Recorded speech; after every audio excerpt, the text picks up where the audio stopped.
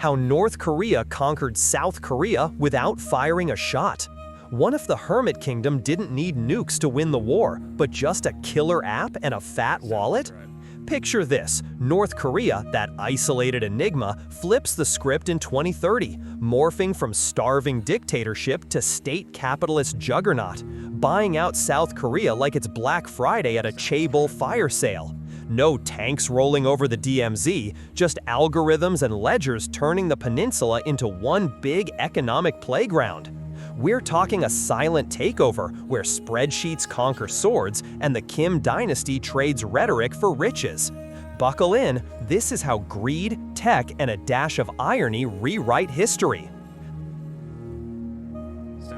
Let's set the scene with the background. Back in 2030, the Treaty of New York hits like a plot twist in a spy novel. On the surface, it's a diplomatic hugfest ending sanctions and opening borders. But undercover, it's North Korea's masterstroke, reimagining power through Variant 2, technological superiority. Key enablers? AI-driven economic modeling, straight out of today's machine learning playbooks. Think how central banks use AI for forecasts, but cranked to 11, predicting market moves with eerie precision. Blockchain-secured investments, building on real-world crypto frameworks like Ethereum smart contracts, ensuring tamper-proof global cash flows. And hyper-efficient state-owned corps, echoing China's Huawei but with Pyongyang flair, churning out gadgets faster than you can say Juche. Here's the wild part. North Korea's notorious hackers, once cybervillains stealing crypto and secrets, pivot post-treaty into legit AI architecture experts and trainers, extrapolating from their real-world exploits with tools like ChatGPT and Gemini for malware and phishing. They master building neural nets from the ground up, training models that outpace Silicon Valley's best. US tech giants, smelling opportunity in the sanction-free era, even opened gleaming tech hub centers in Pyongyang, turning former hacker dens into innovation labs buzzing with American engineers and North Korean whiz kids. North Korea leverages its massive rare earth mineral reserves, those critical for batteries and chips, sitting untapped like buried treasure, to become a tech hub. Immediate consequences? Cash floods in, poverty plummets, and suddenly Kim's regime is the cool kid with the golden ticket.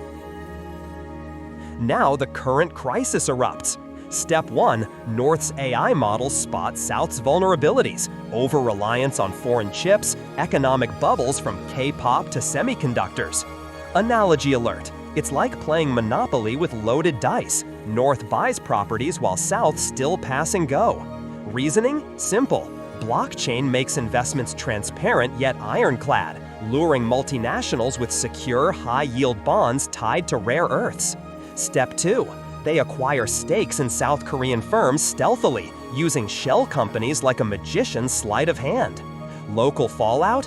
Jobs shift north, where labor's cheap and efficient, leaving Seoul's youth scrolling job apps in cafes. Enter the greed incident. A sneaky mid-level technocrat, let's call him Park the Shark, hacks the blockchain, exploiting a real vulnerability like those in DeFi protocols today to siphon funds into his crypto wallet. Boom! Personal yacht fund threatens the whole scheme, sparking internal panic. Kim's dynasty scrambles, illustrating how one greedy glitch can derail a digital empire. Comparatively, this ain't your grandpa's Cold War. Think of it like Amazon swallowing Whole Foods, but Nations Edition. North's tech edge disrupts supply chains, challenging Taiwan's semiconductor throne and Tesla's battery dreams. Rhetorically, isn't it wild how economic power laughs at ideologies? Nationalism bends when survival means Samsung factories in Pyongyang. Debates heat up.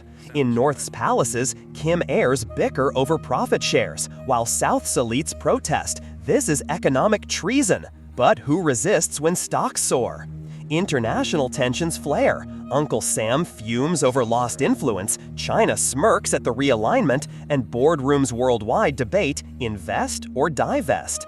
Class divisions emerge, with new Koryo elites flaunting hybrid north-south bling, while workers grumble about the divide. Escalating to global outcomes, We hit the Koryo Commonwealth scenario. A unified economic superpower rises, blending North's minerals with South's innovation, dominating East Asia like a K-drama villain turned hero. Global investment realigns. Corporations flock, upending hierarchies, with Europe and the US scrambling for scraps. Technological sovereignty seals it. North becomes the go-to for AI chips and green tech, flipping a script on decades of isolation. Future risks? If tech trumps tanks here, imagine rogue states hacking global finance tomorrow. Blockchain rebellions, AI-fueled market crashes. Reversal points loom. An unexpected South innovation, like quantum computing breakthrough, rooted in today's qubit races, could shatter North's edge. Or internal rebellion, workers rising against the machine. Maybe a wild geopolitical twist, like a US-China pact blocking the flow. And the ironic twist? In the end, Park the Shark gets caught, but his hack inspires a decentralized people's blockchain, turning the takeover into an accidental democracy app. Now the Kims are figureheads in a meme economy, hawking NFTs of the DMZ. Who knew conquest came with a side of satire? So next time you swipe your card, ponder, is your wallet the new battlefield or just another silent surrender?